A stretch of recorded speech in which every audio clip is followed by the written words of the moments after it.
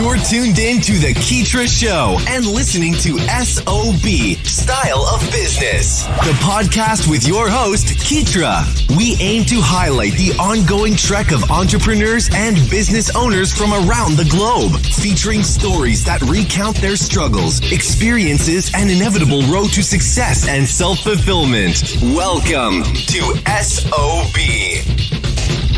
Are you ready to stop playing around and reignite your creativity?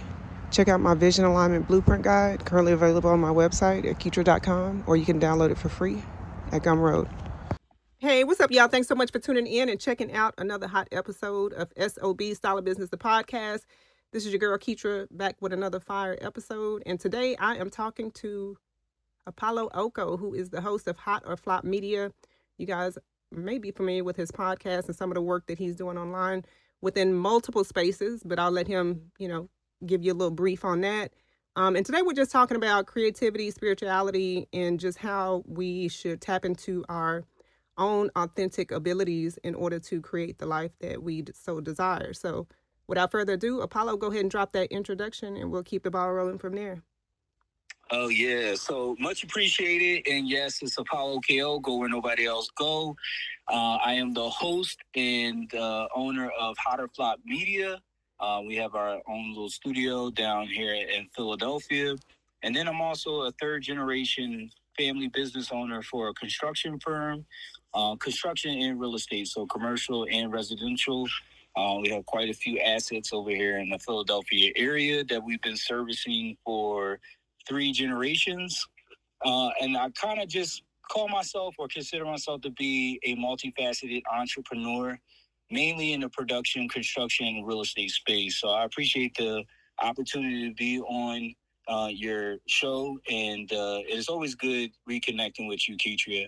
Yeah, no, I appreciate it. I knew, especially when I checked out a couple of episodes of your latest season, I said, man, I got to call Apollo to be on here because I know, what I'm saying, we got to talk about this a little bit more. And it's funny because, over the few years that I've known you, I don't know why, I knew that we were both podcasting, but it didn't dawn on me, you need to have Apollo come on, and just talk about some things. But specifically within the creative space, being an entrepreneur, and then infusing the spirituality aspect of it, because I know that's another topic that you're passionate about as well.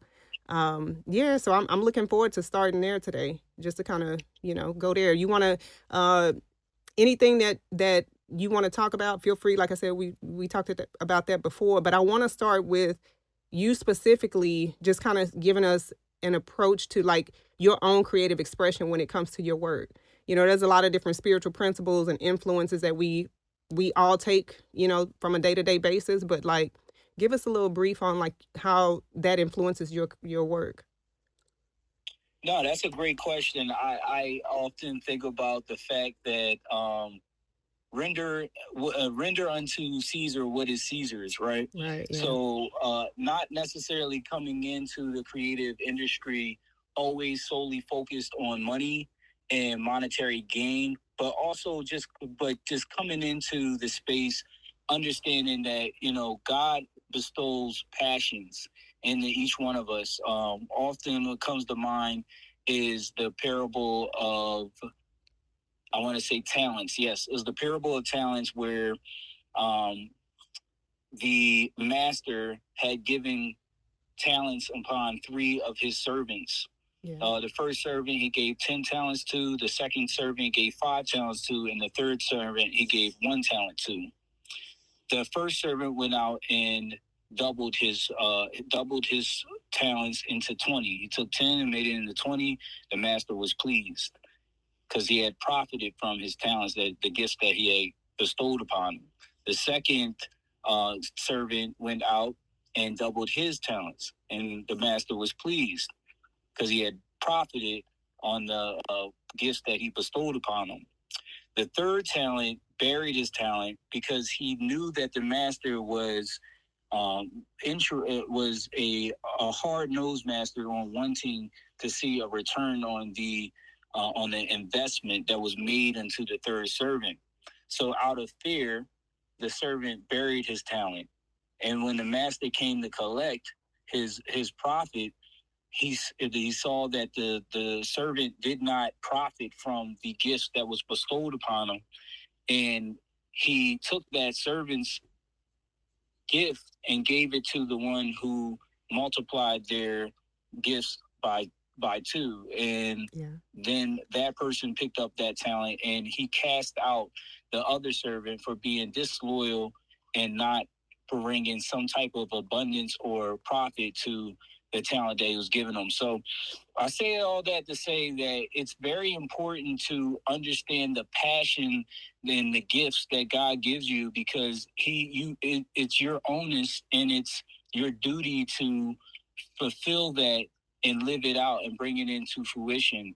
Oftentimes, a lot of people sit on their talent, afraid to see what will come from it, and never reach the harvest.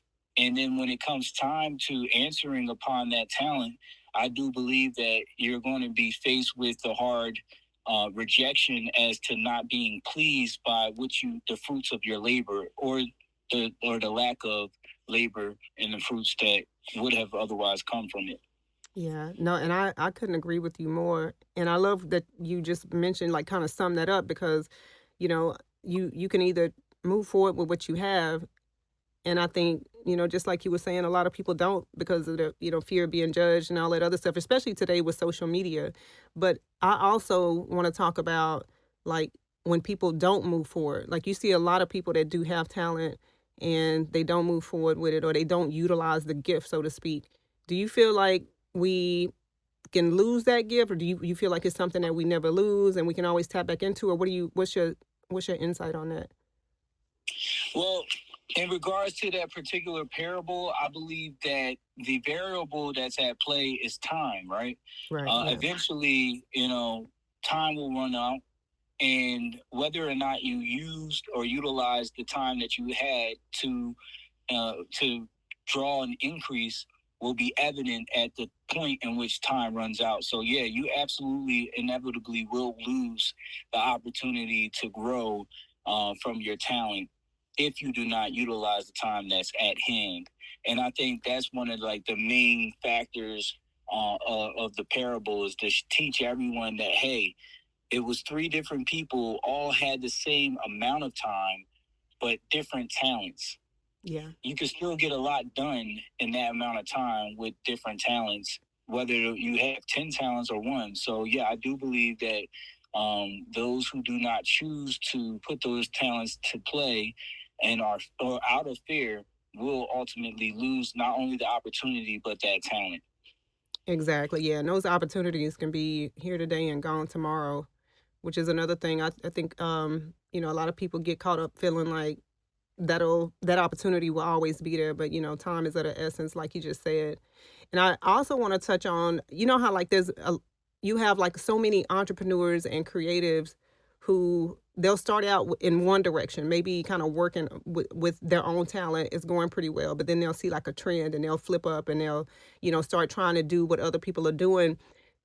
And to me, it just kind of, it comes down to alignment. So my question is, like, why do you feel like a lot of people struggle with trying to stay aligned with their own lane, staying in their own lane, doing what it is that they do best, versus like trying to jump on another bandwagon?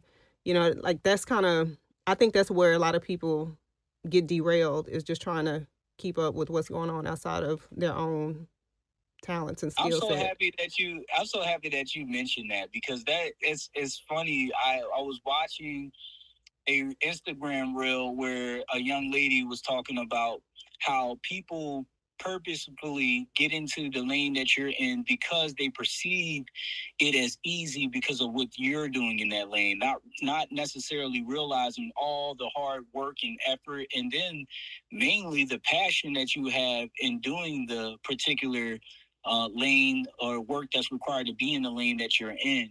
And what ends up, and how she explained it, was that people get into it, and like, let's take something like podcasting, they get into it in the short run and they're eager to catch up to you because they feel like it's easy. You're doing it, I can do it. It has this kind of psychology that whatever you could do, I can do better. And then what they come to realize is that when they're not seeing the results, when they're starting to realize that, hey, there's a lot of other variables and things that come with this, and especially the time, the cost, the dedication that you make look easy, that they are starting to become burdened with, they ultimately bow out of that lane eventually because they were never there on the right intentions. Yeah. And then, or some of them are so hard-headed where they stay longer than what they can endure, and they ultimately never end up panning out in that space because they did not do what was for them. They tried to follow and catch up to what you were doing.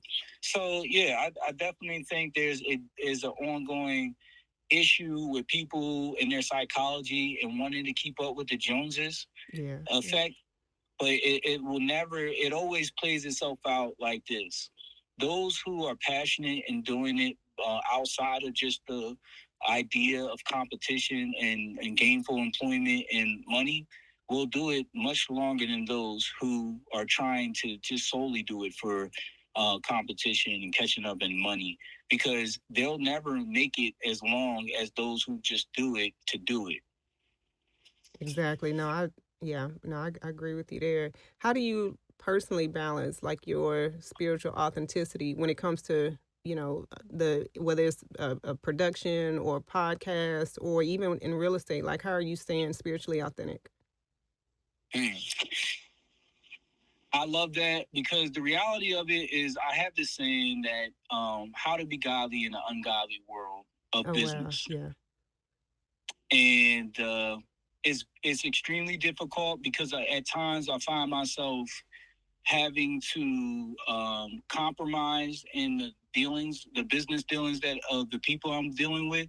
Like, they may confide in me information about things they're doing in their personal life that doesn't align with me, or we may go out to a business dinner and they're eating food that I see from a biblical lens as unclean. Yeah. And it does make it terribly difficult to understand how to navigate a space like that, with the understanding of how strict and straightforward the God the Father is in the Old Testament about what not to do, who not to align with, being equally yoked. And then also as it relates to the New Testament and the ideology that Christ cleaned everything and died on the cross for our sins. So therefore, no sin is too great of a sin to outweigh the price that Christ paid on our behalf. Yeah. And whereas I believe that, I do see that there's a direct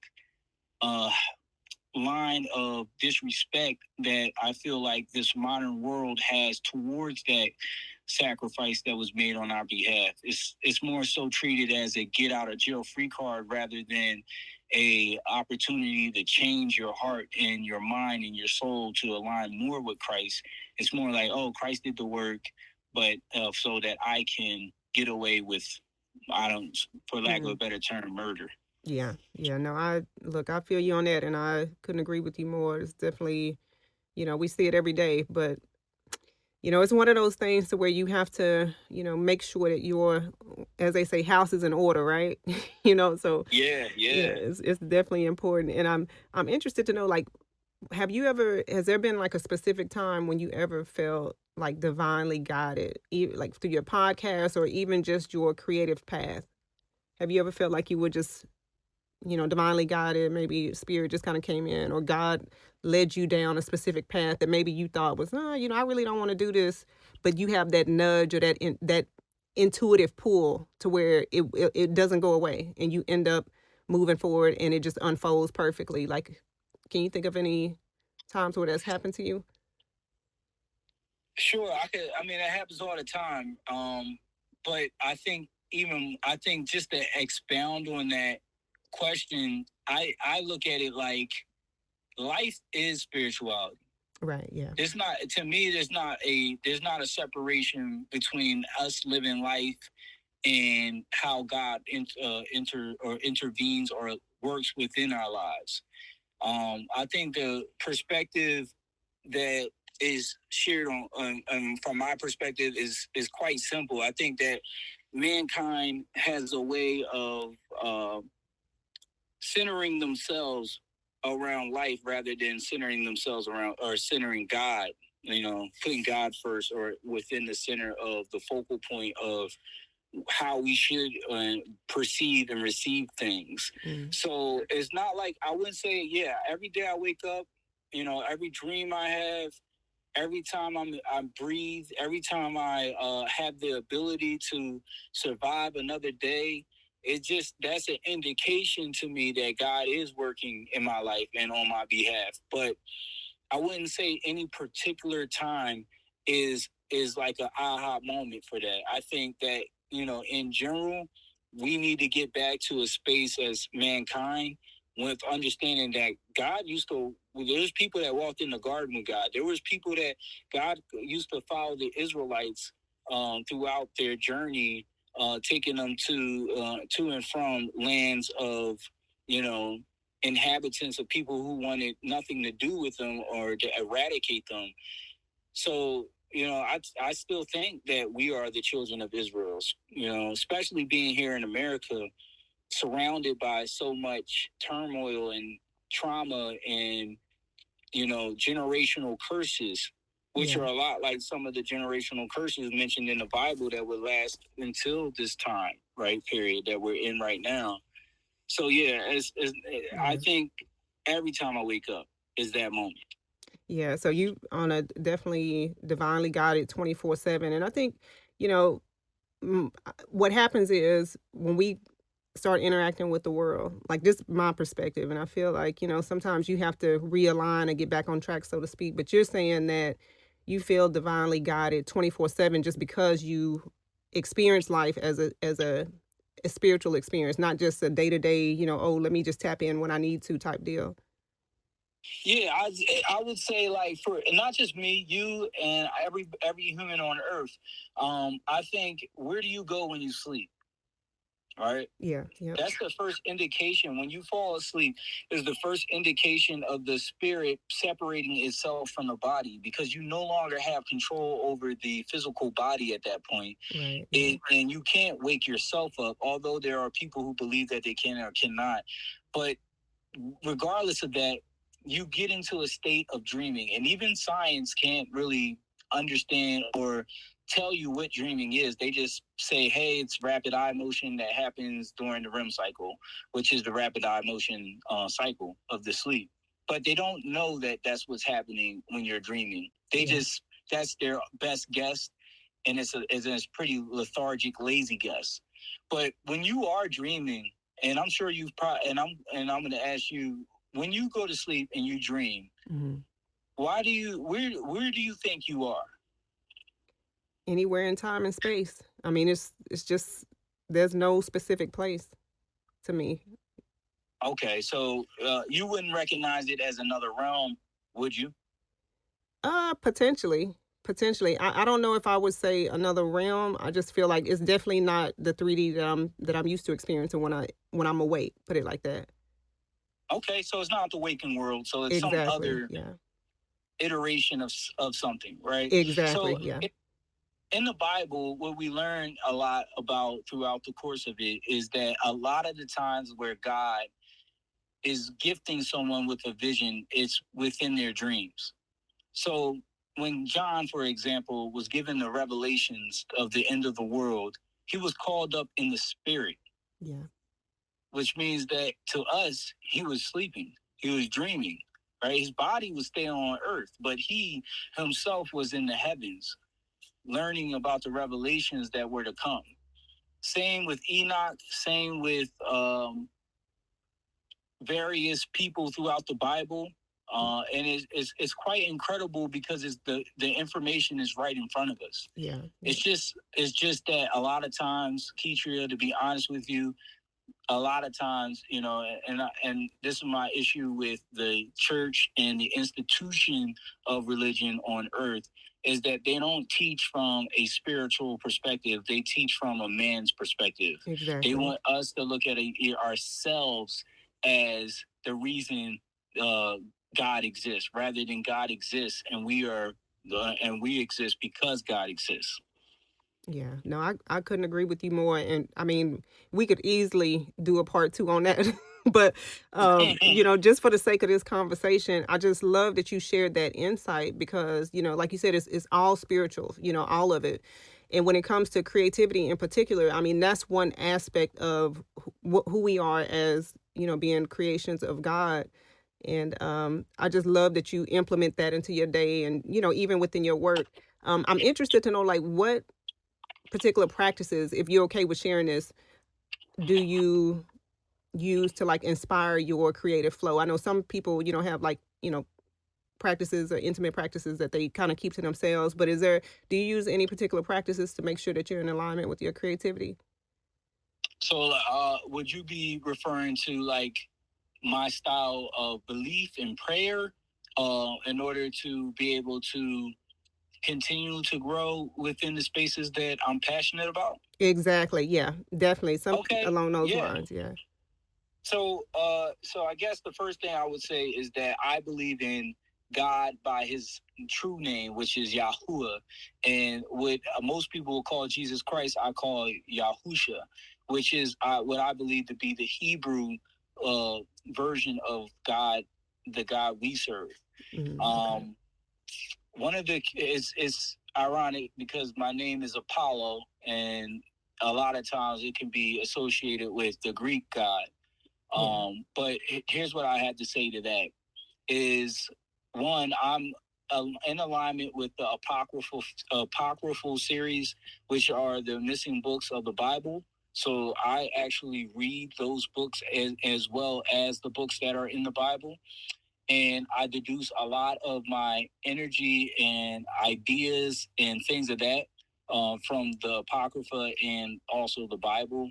The book of Enoch spells it out pretty clearly, what happened in order for mankind to be privy to some of the knowledge that is on this earth. I'm not sure. Have you read the book of Enoch or No. ever heard of it? Yeah, the Bible version.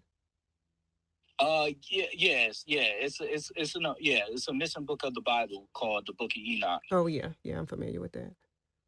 So yeah, I love that book. It inspires me when I read books like that, that are mystical or magical, and then heavenly and spiritual. They help open up my window of perspective to be able to create something or follow through on something at the highest level in which I can achieve. Yeah. And you know what? You just said, like, just using that information that you read or just the different things that you learned upon your journey, and that kind of helps you implement it a little bit more throughout your life and things like that. And but the biggest thing that really gets me though is like, especially like these during the today is like you can go to social and somebody's talking about spirituality, somebody talking about religion. It means different things to different people. And of course, not everybody is going to agree, but one of the things that I have been noticing is like there's a large majority of people who, when you talk about spirituality, they believe like this is like woo-woo thing and that it's so mystical and magical. But the funny thing is like everybody has access to their own spiritual power, their own spiritual insight. And so I want to get your insight on that. Like, why do you think a lot of people just feel like this taboo thing that we shouldn't want to utilize or tap into when it's something that carries us, from one day to the next? Like, give me your take on that. I think that it boils down to the movie The Matrix. Yeah. Right. Yep. You can take the red pill and be awoken and awoken in the spirit and aware of the truth of this world and what it is and the reality, or you could take the blue pill and continue to be asleep, not ever realizing what reality you're actually in. And that's the simplest form of the choice that people have the free will to make. Oftentimes, the sad masses of people will choose the blue pill, and that is, to stay in ignorance and not really seek truth out. Yeah. And then there's the red pill where, you are actively searching out the truth, which is, in my case, in my perspective, Yahuwah, the creator, and Yahusha, the savior, the redeemer. So once you choose that once you choose a path, you must stick with it. There's no going back. You can't unlearn things that you've been taught. Yeah. Yep. No, that's definitely important. And when it comes to like just learning and, personal transformation and just looking at the worldview from a different perspective, like when you think about your own audience, like what's one thing or what's um some kind of transformation or energetic shift do you aim for them to experience through your creative work? So it's actually funny because my audience actually it saddens my heart every time something that I create goes viral amongst their community. They don't understand or care enough about God the Creator. Mm. My audience, and I know them pretty well, they are more infatuated with the blue pill reality of this world, right? Rather than to ask where zodiac signs come from, they want to know what zodiac sign you are, so that they can feel relatable to that particular topic and get some comfort and ease in knowing that, oh yeah, I'm similar to this person. Rather than asking what is astrology, what is the zodiac, where did it come from? And Exactly. and if you read the books I read, you'll clearly see that in the book of Enoch, it was a forbidden knowledge that was handed down to us from the fallen angels that came down to earth to lay with women and create these giants called the Nephilim and all these other mystical creatures that roamed the earth in the days of Noah, Enoch, Lamech, and Methuselah. So when you start to realize that all this stuff is interconnected, it kind of just saddens your heart to see that so many people are choosing to be willfully ignorant to the facts of this world, and speaking on things and participating in things that are ancient beyond ancient, right? From the beginning of days, astrology existed, astronomy existed, makeup existed, war existed, precious metals, commerce, seduction. All these things are sins that have been taught to us by the fallen angels. So that tells you that this predates man. Yeah. This isn't nothing new, and a lot of people to think that they're learning something new or experiencing something new, and the world is experiencing something new at the same time. It's just not true. Wow. So it saddens me, and I'm aiming to do better. I tried to do what you may have saw, which was Hall of Faith Media, which is trying to just direct the message to God. But then I realized that once again, I was given a talent and a gift to cultivate a platform and find a way to make it godly, not try to go in and rearrange and start something new. Finish what you started. Exactly. And that's my mission from God. Yeah, no, and you're definitely doing that. And I'm definitely going to ask you to leave some words of encouragement. But before that, there's one last question that I gotta have you answer, and that question is this: like, what's one lesson or spiritual truth that you've learned along your creative journey? Like, what's one lesson or spiritual truth? Okay, a creative lesson. Yeah. Or you know what? Yeah. That's you know what? I could give a life lesson. Yeah, give a life lesson. That's even better. So let's go with that. Okay, for sure. So a life lesson that I've learned is that sin is not yours sin is not your burden, it's the fallen angel's burden. And what I mean by that is that when you realize that this world is trying to get you to agree with something that you have never done and never been exposed or never had the opportunity to do on your own and was taught to you, then you'll realize why the Redeemer is so important and why we are redeemable and the fallen angels are not. And to me, it's a passionate life lesson because it literally woke me up. It's like, oh, whoa, I thought I was a born sinner. That's what the church teaches you. That's what the world teaches you, is that you're born a sinner. That is true to some degree, but you don't know why. And when you learn why, which is the fallen angels and that have taught mankind sin and altered the world for all generations to come, then you start to realize that it was never your burden to carry this sin that was taught to you. The originator of sin carries the burden of the judgment of sin. And if you never redeem yourself or realize that the sin is not yours to carry, you will be tethered to that burden of the originator of the sin, and therefore damned with it. So you have to, the life lesson is to not accept that it's not your sin to accept.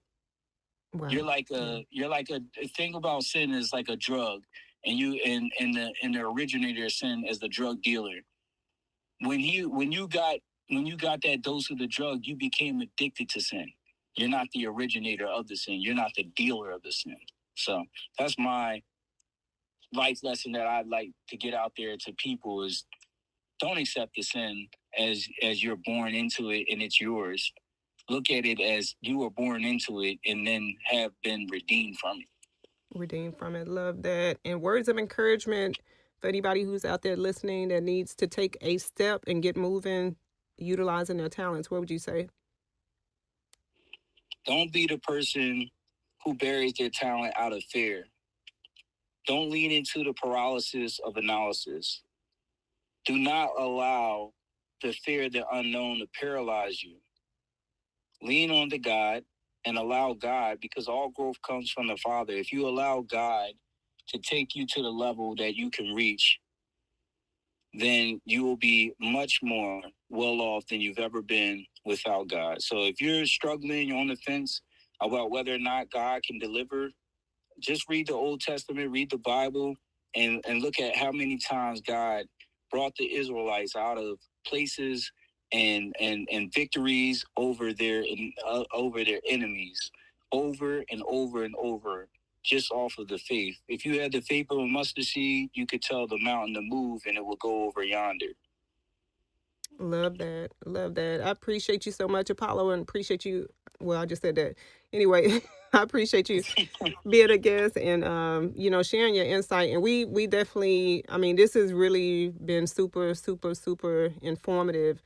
And just keep doing what you're doing. So you guys make sure you check out, like I said, this is Apollo Oko, the host of Hot or Flop Media. You guys check him out online. Apollo, go ahead and drop your social media handles, websites, and where somebody can connect or just learn more about what it is that you do. Awesome. Yeah. So if you're looking for me, Apollo_OKO across all social media platforms. And then if you are looking to see some of the content that I produce, it's called Hot or Flop Media. And that's the same across all platforms. And I appreciate you inviting me and having me on the show. I love your voice. It's so inspiring, and it's just, it gives radio. But we'll definitely have to have some type of a part 2, maybe on Instagram Live, and really just dig into some of these concepts, because I'm interested in seeing your perspective of things like the Book of Enoch and other apocryphal series. Yeah, no, definitely. Let's do it, Apollo. All right, sounds good. We appreciate you last time, and keep doing what you're doing, and we'll talk soon. Amen. Thanks for hanging out with us here on SOB. We hope this episode has been resourceful. If you'd like to check out the latest articles or follow Keetria's website updates, just log on to Keetria.com or follow her on Twitter at KEETRIA.